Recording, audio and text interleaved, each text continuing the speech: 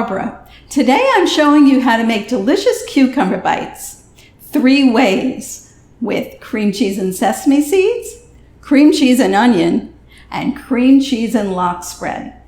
Ready to make delicious cucumber bites? Let's go!